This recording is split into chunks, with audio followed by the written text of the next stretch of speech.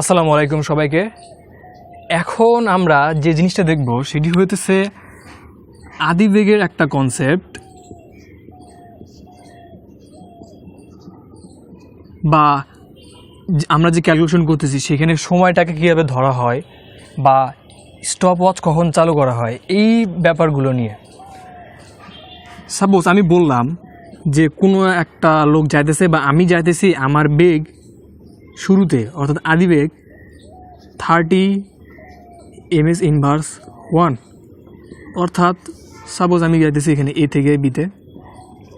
আমি বললাম এই জায়গাতে আমার বেগ 30 ms ইনভার্স 1, কিন্তু সাপোজ আমি যাইতেছি গাড়িতে, সাপোজ আমার মোটর সাইকেলে, আমি মোটর সাইকেলে আদিবেগ ধরলাম 30 ms ইনভার্স 1। এটা কীভাবে আসলে পসিবল? আমার মোটর সাইকেল তো আর শুরুতেই জাস্ট আমি স্টার্ট করলাম তখনই তো আমার 30 ms ইনভার্স হইতেছে না। যখন আমার সময় শূন্য, জাস্ট আমি স্টার্ট করলাম, আমার তো তখনও বেগ 0, তারপরে না আস্তে আস্তে আস্তে আস্তে বেগ বাড়ে। তাহলে যখন আমরা বলি আদিবেগ হইতেছে আমার 30 ms ইনভার্স 1, এটা তাহলে কখন বোঝায়? এটা বোঝায় এইরকম, আমি আসলে মোটর সাইকেল হয়তো বা এইরকম কোনো একটা জায়গাতে স্টার্ট করছি, তখন আমার এইখানে আমার বেগ, এই অবস্থায় আমার বেগ ছিল হয়তো 0 ms ইনভার্স 1। কিছু দূর গেল আমার বেগ বাড়তেছে, কিছু দূর গেল আমার বেগ বাড়তেছে, কিছু দূর গেল আমার বেগ বাড়তেছে কইরা যখন আমি এই অবস্থানে আসছি তখন আমার 30 ms ইনভার্স 1 হয়েছে। আর যখন আমার এ বিন্দুতে আমি আসছি 30 ms ইনভার্স 1 বেগ হয়েছে, আমি করছি কি সময়ের যে ক্যালকুলেশন, আমি তো আমার তো সময় সবসময় চলমান, এ পয়েন্টে যখন আসে তখন আমি সময়ের হিসাব করা শুরু করছি যে এই জায়গাতে আমি ধরছি t = 0, অর্থাৎ স্টপ ওয়াচটা আমি এইখানে চালু করছি।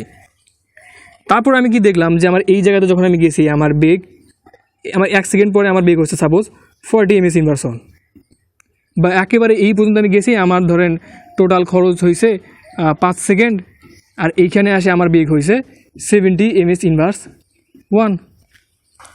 এখন এটা আমার ধরলাম এই বি বিন্দুতে আমার হতেছে কত শেষ বেগ, এটা আমি ধরলাম ভি। অর্থাৎ কি দাঁড়াইলো, আমি আসলে সময় এইখান থেকে চালু করছি, আমার যে হিসাব আমি করতেছি সেটা আমার শুরু হয়েছে এই জায়গা থেকে। এইখানে এ থেকে যখন আমি বিতে গেছি তখন আমার সময় লাগছে 5 সেকেন্ড, আমি দেখছি শেষ বেগ হতেছে আমার 50 ms ইনভার্স 1। এখন আমি যদি চিন্তা করি আমার মোটরসাইকেলে আসলে প্রকৃত শেষ বেগ কত হওয়া উচিত, 0 হওয়া উচিত না, গাড়িটা তো আমি থামাইবো। তার মানে কি আসলে যখন বিতে গেছে এই টাইমে স্টপ ওয়াচটা বন্ধ করছি, বা আমার ক্যালকুলেশন করাটা বন্ধ করছি, আমি আমার পর্যবেক্ষণ করাটা বন্ধ করছি। আমার আসলে কোনো একটা জায়গাতে সাপোজ সেটা ডি বিন্দু, সেখানে যে আমি গাড়িটা থামাইছি সাপোজ কোনো একটা নির্দিষ্ট টাইম যাওয়ার পরে, এইটা হইতেছে আমার আদিবেগ এবং শেষ বেগ নির্ণয় করার কনসেপ্ট। আমি ইচ্ছা করলে এই জায়গাতে ধরো আমি পর্যবেক্ষণ করছি, সেহেতু সেই সময়টা হইতেছে সাপোজ 10 সেকেন্ড। 10 সেকেন্ড পরে আমি যা দেখলাম আমার বেগ হইতেছে 0। এখানে আমি এইখান থেকে এইটুকু পুরোটা পর্যবেক্ষণের ভিতরে নিয়ে আসি, তখন আমার সময় দাঁড়াচ্ছে সাপোজ 10 সেকেন্ড এবং আমার শেষ বেগ হইতেছে 0 ms ইনভার্স 1। যদি আমি রেস খেলার কথা চিন্তা করি, সাপোজ আমার রেসের মাঠ এত বড়, আমি এইখানে দাঁড়াই আছি, আর আমার দৃষ্টিসীমা মানে আমি চোখ দিয়ে দেখতে পারতেছি সর্বোচ্চ এই জায়গা থেকে এই জায়গাতে দেখতে পারতেছি, আর এই জায়গাতে দেখতে পারতেছি। আমার গাড়ি তো অনেক দূর থেকে আসতেছে, সাই করে আসতেছে, এই দিক দিয়ে আমার চলে যাবে। আমি লক্ষ্য করলাম কি যখন এই দিক থেকে আসছে, সাপোজ এখানে হইতেছে আমার সেই রেসিং কারের আমার বেগ হইতেছে 80 ms ইনভার্স 1। আমি এই জায়গাতে সময় চালু করলাম, স্টপার চালু করলাম, এই দিকে গেল, আমার দৃষ্টিসীমা শেষ, এইখানে এর বাইরে আমি আর দেখতে পারতেছি না। এইখানে আমি যখন স্টপারটা বন্ধ করছি, স্টপার এখানে চালু করছিলাম, স্টপার এখানে বন্ধ করছি, আমি দেখলাম যে আমার সময় লাগছে এখানে 9 সেকেন্ড। আর আমার যখন এই জায়গাতে আসছে আমি হিসাব করে দেখছি আমার বেগ হয়েছিল এখানে 120 ms ইনভার্স 1। তাহলে আমার কি ক্যালকুলেশনের জন্য আমার কি এটা হতেছে আমার আদিবেগ, এটা হতেছে আমার শেষ বেগ।